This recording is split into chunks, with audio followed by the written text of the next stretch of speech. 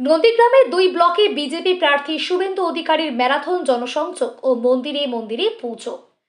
এদিন সকাল 11টা 25 মিনিট নন্দীগ্রামের খোদামবাড়ি বারবেরিয়া গান্ধী মূর্তিতে মাল্যদান করে এদিনের জনসংযোগ কর্মসূচি শুরু করলেন বিজেপি প্রার্থী শুভেন্দু অধিকারী। তারপর খোদামবাড়ি 1 নম্বর গ্রাম পঞ্চায়েতের কৃষ্ণনগর পশ্চিম 127 নম্বর বুথে এলাকাবাসীদের সাথে কথা বলেন, পুজো দেন, শিব মন্দিরে পুজো পথসভা করেন। পথসভা থেকে তৃণমূল প্রার্থীর নাম না করে গতকাল বিজেপি বুথ সভাপতিকে মারধর করার তীব্র সমালোচনা করেন শুভেন্দু অধিকারী। তিনি বলেন, নন্দীগ্রামে জিতে আমরা সরকার করব, সবকা সাথ সবকা বিকাশ চাই।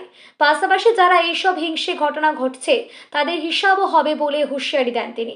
পরে গতকাল তৃণমূলের প্রার্থী পবিত্র কর যে বিষ্ণু মন্দিরে গিয়েছিলেন সেই গ্রামের রাস্তা ধরে পায়ে হেঁটে কৃষ্ণনগর বিষ্ণু মন্দিরে পুজো দেন ও পথসভা শেষ করেন। ভেটুরিয়া অশান্তির আশঙ্কা ছিল বস্তি এলাকায়, তাই কড়া পুলিশ কেন্দ্রীয় বাহিনী মোতায়েন করা হয়েছে। বস্তি এলাকা পার হয়ে ভেটুরিয়া বিধানপল্লী পথসভায় শুভেন্দু বলেন, এর আগে এই এলাকা আমার সাথে অসভ্যতা করেছে, আজ একদম চুপ। শীতলা মন্দির, হনুমান মন্দিরে পুজো দেন, পরে হনুমান মন্দিরে প্রাঙ্গণে সভা করেন। তিনজন তৃণমূল কংগ্রেসকে যোগদান করে।